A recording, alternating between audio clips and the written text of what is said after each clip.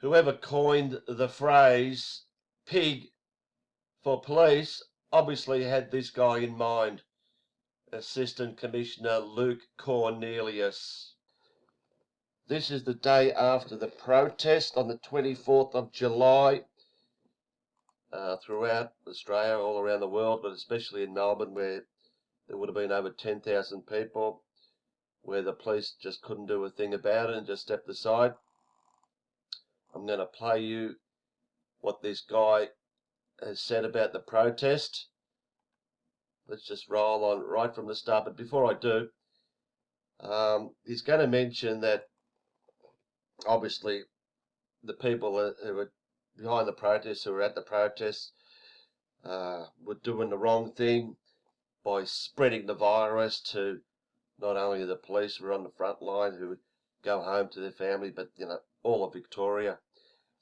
What I want to say right now is 3 weeks in, there has been not one single case of any of these protesters, not one single case of 10,000 people spreading any virus, testing positive, what have you. But yet, we're in a second week of lockdown, and all we're hearing is young kids at school testing positive. Why they get tested is beyond me, but that's what they're saying. Schools have been closed down. Exposure sites just about everywhere at supermarkets, like they love doing to get everyone tested. But we don't hear any of these people that have protested.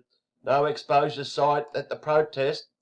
No exposure site in the heart of Melbourne on that Saturday. Why is that?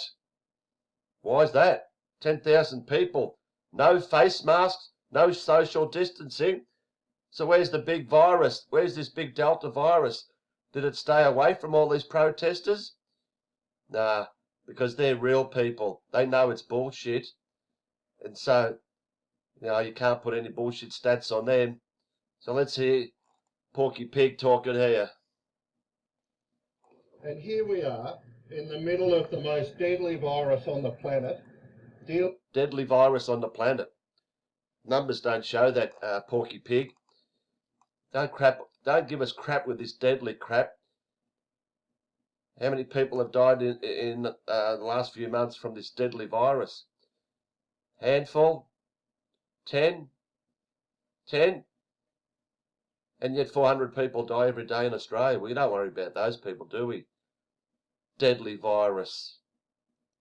With the most deadly form of it, the Delta variant. Yeah, right. And yet again, we have had to call on hundreds of police to come from their normal duties keeping Victorians safe, come into the city and deal with the outrageous behaviour that we saw yesterday. It was outrageous behaviour by the police that tried to cause violence and arrest people. That was the outrageous behaviour, and that's what the only outrageous behaviour at these protests. It's because of you and your so-called pigs. Now, I don't want to be standing here talking to you about protest. Well, I do fuck not off want to then. be giving any of these people any more oxygen. And that's why we chose not to make public statements, do a stand-up yesterday. We didn't make a statement yesterday because we felt that it was not appropriate that we should be giving any more airtime to these people who are putting our lives and every other Victorian at risk. There it is. They're risking your lives. Like I said, no exposure site from the protest. Why is that? And just going back to my members have having to deal with this for well over a year now. Getting well paid, mate. Getting well paid to do this. Getting well paid, no loss of hours in their job. So don't go give us fucking pity for your supposed policeman. And we have been turning up policing protests time and time again. No one's asking you to turn up. No one's asking you to turn up to these protests. Just do what you did with Black Lives Matter. Don't turn up. And time again, we've been pleading with this very small number of people in our community. Growing number of people.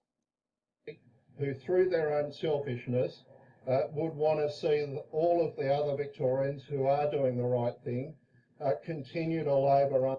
Doing the right thing. But somehow it's spreading the virus in all these other places, but it's not spreading in the protests, is it? So who's doing the right thing? People that are being locked down, or the ones that are going out in the streets protesting for their freedom? Under the lockdown conditions that we all want to get out of. It beggars belief.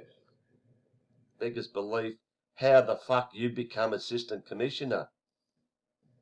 That we might find ourselves in the situation where if yesterday became a mass spreading event. Yeah? If it became a mass spreading event, did it?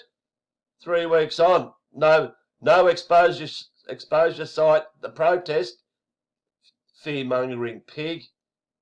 That the very thing those people were supposedly protesting for would result in yet another extension to our lockdown.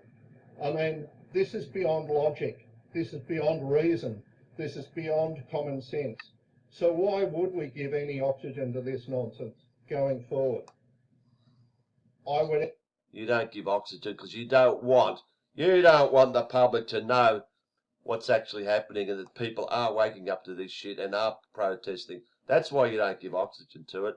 You don't want to publicise that there was double the amount of people that you keep saying. Add my voice to the voices of many that have been repeated time and time again. This sort of behaviour is not only stupid, it's not only selfish, but it costs lives. And it's got to stop. Hasn't cost any lives, mate. No one from the protest, I'll repeat for the third or fourth time, no one had COVID, tested positive, no super spreaders in the heart of Melbourne, no exposure site. Only exposure sites are in your bullshit supermarkets and schools, what have you, where we know the reason for that is so a lot of people get to supermarkets and large gatherings like football stadiums so they can all get tested. We know your plan.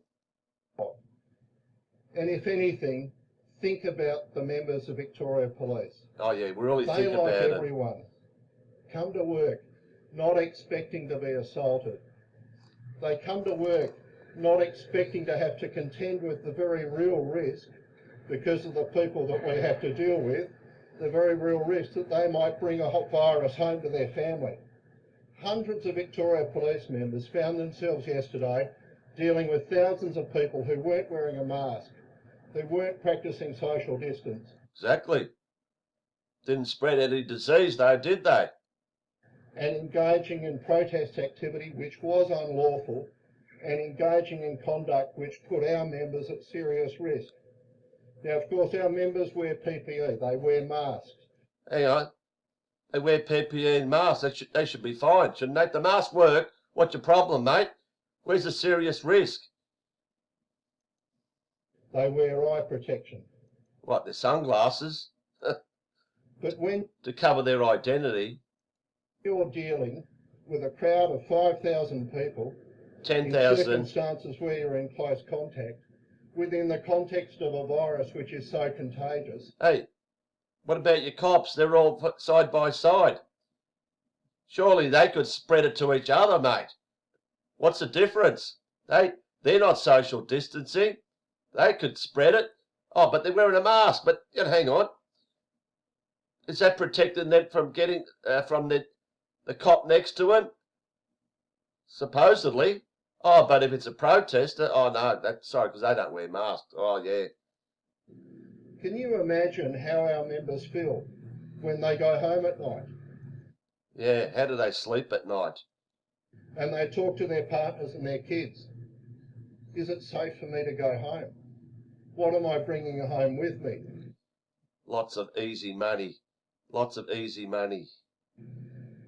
This sort of selfish, dangerous behaviour has to stop.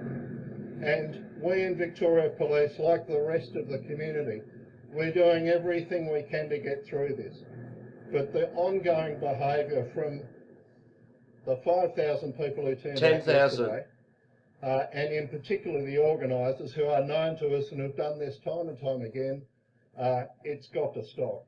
And we're certainly here to hold people to account where they have engaged in this behaviour and continue to do so.